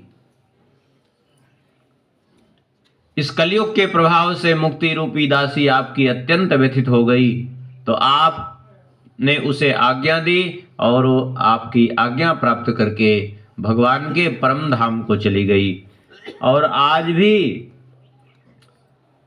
मुक्तिरायाति याति चा, आप जब उसको किसी जीव को मुक्त करना होता है तो आपके स्मरण पर वो आती हैं मुक्ति, और मुक्त करके जीवों को चली जाती हैं। लेकिन अपने पुत्र मोह के कारण, पुत्र स्नेह के वशीभूत होकर के अपने दोनों पुत्रों को अपने पास ही रखा आपने, और कलयुग का प्रभाव अभी पर दिख रहा है कि वृद्धावस्था आई। लेकिन आप चिंता न करें, क्यों? बोले कलिना सदृशः कोपि युगो नास्ति वरानने, तस्मिन् स्वां स्थापयिष्यामि गेहे गेहे जने जने। क्योंकि इस कलयुग के समान दूसरा कोई युग है ही नहीं। अरे इस कलयुग में तो मैं घर घर में जन जन में आपकी स्थापना कर दूंगा, आप चिंता न करें। और यदि मैं ऐसा नहीं कर पाया तो बोले तदा नाहं हरेर्दासो लोके त्वाम न प्रवर्ते,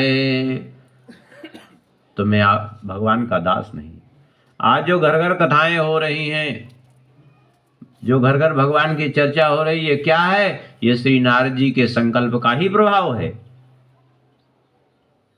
ये हम लोगों के अपने किसी पुण्य का प्रभाव हो ऐसी बात नहीं है, ये नारद जी के संकल्प का प्रभाव है कि हम लोगों को सुलभ कर दिया है उन्होंने इतना। सही बात तो यही है।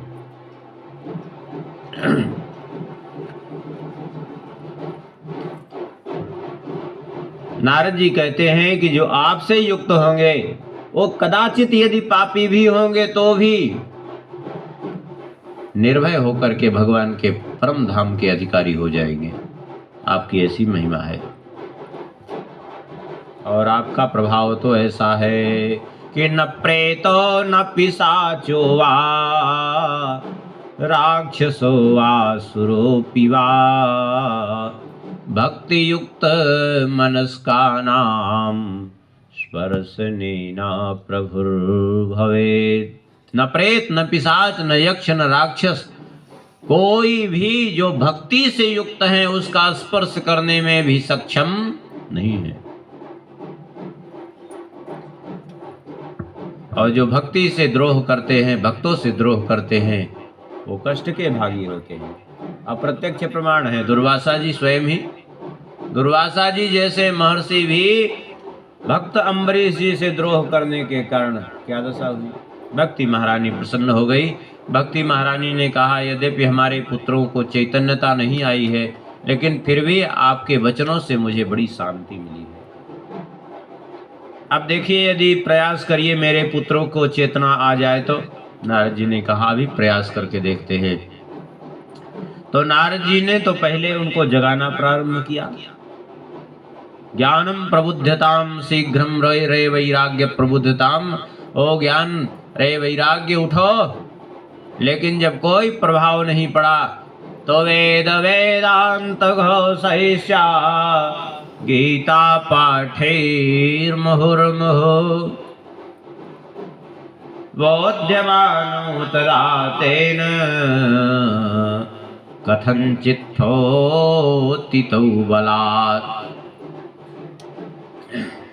तो वेद पाठ किया, वेदांत पाठ किया, बार बार गीता पाठ किया, किसी प्रकार बलपूर्वक उठे तो, लेकिन फिर भी उठने के बाद भी नेत्रैरनवलोकं तौ ब्रह्मन्तौ साधताौ, नेत्रों से स्पष्ट रूप से देख नहीं पा रहे थे, बार बार नेत्र बंद हो रहे थे, बार बार जमाई ले रहे थे,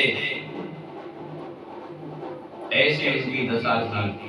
और जैसे ही पाठ बंद हुआ वैसे ही फिर से वे निश्चेतन होकर के पड़ गए। ये उस समय की नहीं, अभी भी यही दशा है। हम लोगों के जीवन में यही दशा है। थोड़ी देर के लिए कोई बढ़िया कथा सत्संग की प्राप्ति हो तो जब तक हम कथा श्रवण करते रहते हैं लगता है सब बेकार है, संसार ही भगवान का भजन ही ठीक है, बाकी सब बेकार है। और जैसे ही वो कथा बंद होती है, कथा से हटे हटे वही संसार का प्रपंच फिर से चालू हो जाता है। होता है कि नहीं? क्यों? क्योंकि बंद होते हैं फिर से वही उसी बस यही दशा। वेद वेदांत पाठ गीता पाठ जब तक चल रहा था तब तक तो ठीक था, और जैसे ही बंद हुआ फिर से जो के त्यों पड़ गए। नारद जी बड़े चिंतित हो गए। कैसी अहो निद्रा,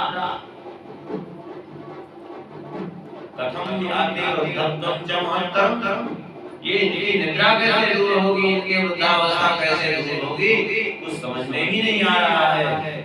जब कोई उपाय नहीं देखा तो क्या किया नारद जी ने, बोले चिंतयन्निति गोविंदम स्मारयामास भार्गव। भगवान बात साथ। अच्छा एक बात समझ ले कि हम स्मरण नहीं करते भगवान का, नहीं तो भगवान का स्मरण करते ही समाधान तुरंत मिलता है, इसमें कोई संदेह नहीं।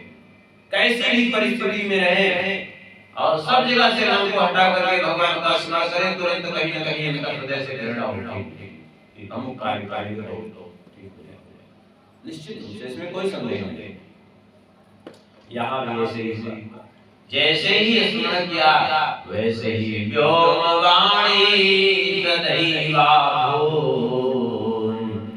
मारिसे सिद्ध्यतामिति। एक जैसे उसको रहने दीजिए, दोनों एक से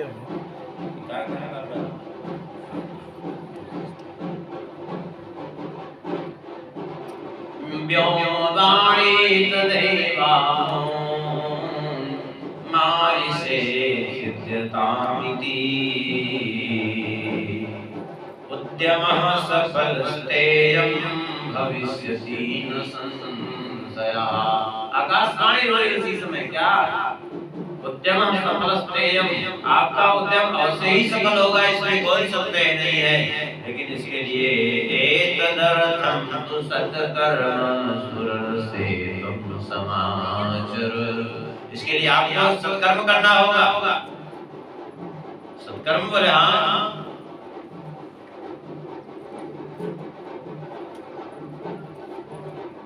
सत्कर्म कौन बताएगा? सत्कर्म तत्ते कर्माणि विधास्यन्ति साधवः साधुभूषणा। वे तो आपको कोई संत महापुरुष ही बताएंगे, उस सत्कर्म की शिक्षा तो किसी महापुरुष से ही आप लेंगे। अब यहाँ प्रश्न खड़ा हो गया कि जब आकाशवाणी हुई कि सत्कर्म करो, तो जो भगवान आकाशवाणी के द्वारा कह सकते हैं समझ सत्कर्म करो, तो ये भी तो बता सकते हैं अमुक सत्कर्म करो, बता ही देते।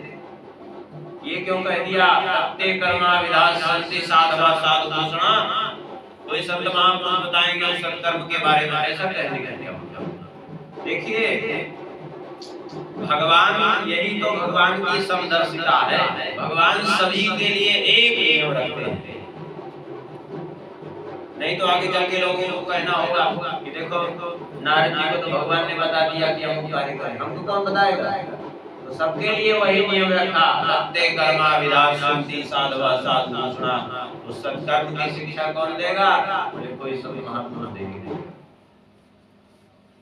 ये नारद जी की ही केवल बात नहीं, हम लोग भी अपने जीवन में अनुभव करें। किसी भी विषम परिस्थिति में जब रहते हैं और उस समय जब एकाग्र चित्त होकर के भगवान का स्मरण करते हैं तो क्या होता है? केवल नारद जी को ही आकाशवाणी नहीं, हम सभी को देखें तो अपने हृदय आकाश में आकाशवाणी होती है, हृदय में प्रेरणा उठती है कि हमें करना चाहिए, ऐसा करना चाहिए। और सत्कर्म की शिक्षा तो कोई महापुरुष ही बताएंगे। नारद जी वहां से भक्ति महारानी को सांत्वना दे करके ज्ञान वैराग्य को वहीं छोड़ करके चल पड़े और ढूंढने लगे कि कोई ऐसे महापुरुष मिले जो हमें सत्कर्म बताएं कि कौन सा सत्कर्म करना है। लेकिन कोई ऐसा मिला ही नहीं, सभी शांत हो जाते सुन करके। और लोग कहने लगे कि बड़ी विचित्र बात है, योगिना नारदेनापि स्वयं न ज्ञायते तु यत् तत्कथं शक्यते वक्तुं मित्रैः मानसैः।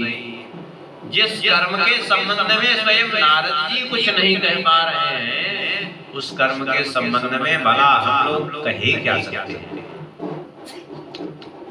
नारद जी बहुत भटके, लेकिन कोई ऐसा नहीं मिला कि उनको उस कर्म की शिक्षा दे सके।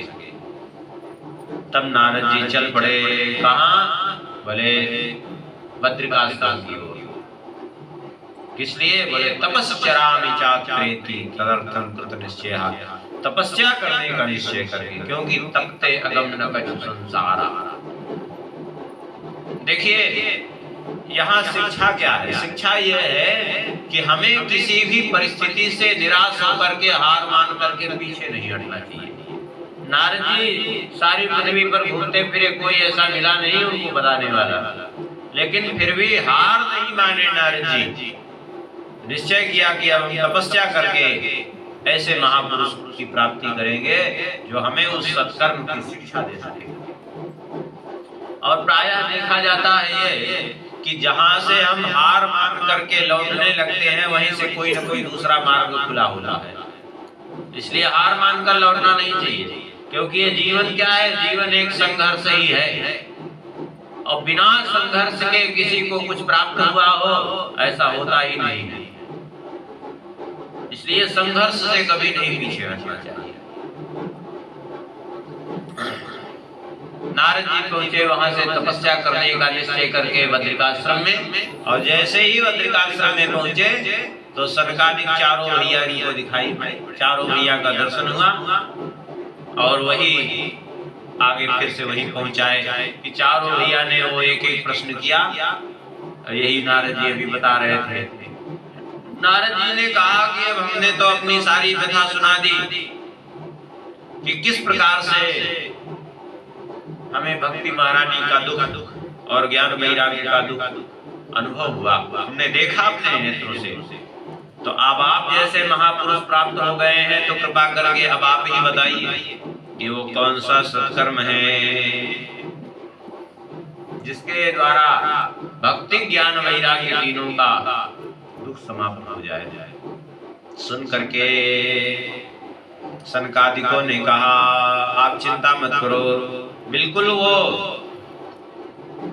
जो आपने समझा हम अवश्य बताएंगे उसको। वो कोई और नहीं बल्कि मां चिंता कुरुदेवर्षे हर्षं चित्ते समावह उपायः सुख साधोत्र वर्तते पूर्व एव ही। वो सहज साधन है, कोई कठिन साधन नहीं है, और पूर्व निर्धारित है वो, क्योंकि भक्ति ज्ञान वैराग्य की प्रतिष्ठा के लिए ही उसका उपयोग है।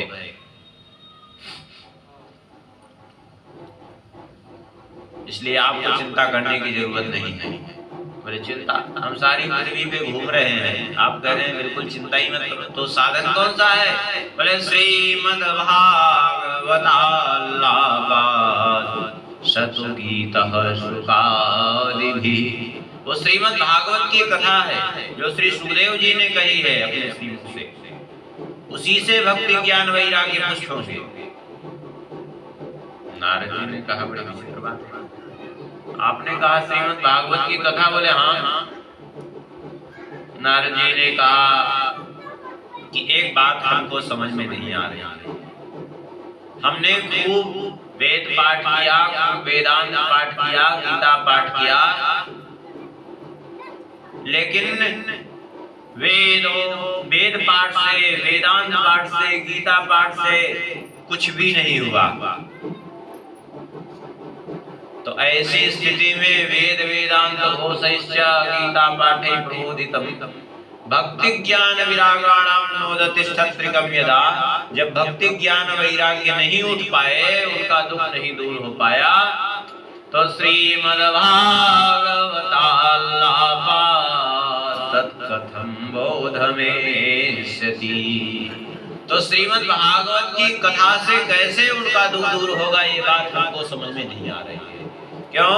बोले क्योंकि तत्कथास्तु वेदार्थः श्लोके श्लोके पदे पदे। क्योंकि श्रीमद् भागवत की कथा में श्लोक श्लोक में पद पद में आखिर है क्या? बोले वेदों का ही तो अर्थ है, तत्कथासु वेदार्थ, वेदों का ही अर्थ प्रतिपादन है। तो जो मूल वाणी से संपन्न ही नहीं हो पाया जो कार्य, उसके अर्थ से कैसे संपन्न हो सकता है? ये बात समझ में नहीं आ रही है। सुन करके सनकादिकों ने बहुत बढ़िया बात कही। का वेदोपनिषदां सारा जाता भागवती कथा, अत्युत्तमा ततो भाति पृथक भूता फलाकृति। वेद उपनिषदों का सार तत्व ही श्रीमद् भागवत है। जैसे पेड़ का सार तत्व फल।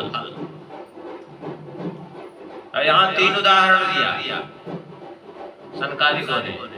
बोले देखो, आमूलाग्रम रसस्तिष्ठन् नास्ते नास्वाद्यते यथा, सबूयः संपृथक् भूता फले विश्वमनोहरः। किसी वृक्ष में जड़ से लेकर के संपूर्ण डालियों में, पत्तों में, सब में आखिर रस है कि नहीं है? लेकिन उस रस का आस्वादन करना संभव नहीं है। पेड़ तो है, लेकिन कोई भूखा व्यक्ति हो और चाहे कि पेड़ की डाली खा करके, पेड़ की डाली चबा करके अपनी भूख मिटा ले, तो क्या उसके लिए संभव है? क्या नहीं संभव है। लेकिन उसी पेड़ के रस से पुष्ट रहता है फल, उसी पेड़ का फल है, लेकिन उससे भूख मिट जाती है और अच्छा स्वाद भी उसको आता है। आम का पेड़ आपके सामने खड़ा हो और आम का स्वाद लेने की इच्छा हो, अब बताइए डाली खा के स्वाद मिलेगा आम का? कभी नहीं मिलेगा। केला आपके सामने हो, अब कहेंगे कि केला का पत्ता चबाओ, केला के तना चबाओ, कुछ होने वाला है? कुछ नहीं होने वाला। लेकिन वही पेड़ का फल आपकी क्षुधा निवृत्ति भी कर देता है, तृप्ति भी कर देता है, शरीर को पुष्टि भी प्रदान करता है कि नहीं? बस ऐसे ही समझ लेना चाहिए कि जिस प्रकार से पेड़ का सार तत्व फल, अब देखिए जो कार्य पेड़ से संभव नहीं हो पा रहा था, वो उसी पेड़ से निकले हुए फल से संभव हो रहा है कि नहीं हो रहा है? पेड़ भूख मिटाने में समर्थ नहीं था, लेकिन फल ने भूख मिटा दिया कि नहीं मिटा दिया? तो जो काम पेड़ नहीं कर पाया वो काम फल कर दे रहा है। तो ऐसे ही जो कार्य वेद से संभव नहीं, वो वेद के द्वारा प्रकट श्रीमद् भागवत से संभव हो जाता है, इसमें कोई संदेह नहीं है। दूसरा उदाहरण दिया, यथा दुग्धे स्थितं सर्वैर् न स्वादायोपकल्पते पृथक् भूतं हि तद्गव्यं देवानां वृषवर्धनम्। दूध में घी विद्यमान है कि नहीं है? यदि दूध में घी ना होता तो दूध से घी कैसे निकलता? तो संपूर्ण दूध में समान रूप से घी विद्यमान है, पूरे दूध में एक बराबर घी विद्यमान है। लेकिन अब आप पूड़ी बना रहे हैं, रसगुल्ला बना रहे हैं और घी खत्म हो जाए उसमें, तो कहिए कि चलो कोई जरूरत नहीं घी की, ये इसमें है ना घी दूध में, इसी दूध को डालो, इसमें पूड़ी छानो, इसी में रसगुल्ला छानो, अथवा दीपक जल रहा हो और समाप्त हो जाए घी उसका, तो बोले दूध डाल दो, घी तो उसमें है ही नहीं।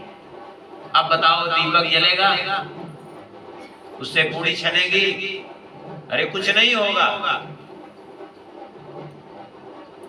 लेकिन उसी दूध से निकले हुए घी से वो सब संभव है कि नहीं है? तो जो कार्य दूध से नहीं हो रहा है वो घी कर दे रहा है कि नहीं? बस ऐसे ही समझना चाहिए, जो कार्य वेद के द्वारा भी संभव नहीं हो भागवत जी के द्वारा संभव है। क्यों? क्योंकि जैसे पेड़ का सार तत्व है फल, जो कार्य फल पेड़ नहीं कर सकता वो फल कर देता है, जो कार्य दुग्ध नहीं करता वो दुग्ध से निकला हुआ घी कर देता है। क्यों? क्योंकि दुग्ध का सार तत्व है घी। और देखा जाए तो अभी पेड़ की डाली खरीदिए तो क्या रेट मिलेगी आपको, और उसका फल खरीदिए तो क्या रेट मिलेगा? हाँ? कितना दूध क्या भाव है? गैया का दूध अभी खरीदने जाइए तो 50 रुपया में अच्छा दूध मिल जाएगा आपको, है कि नहीं? लेकिन उसका घी खरीदने जाइए तो क्या भाव मिलेगा घी? अरे 20 गुना कीमत है कि नहीं? तीसरा उदाहरण दिया, इक्षूणामपि मध्यांतम शर्करा व्याप्तिष्ठति पृथक् भूता सचा मिष्टा फले तथा भागवती कथा। गन्ना है, संपूर्ण गन्ने में मिठास है कि नहीं? लेकिन आपको मिष्ठान्न बनाना है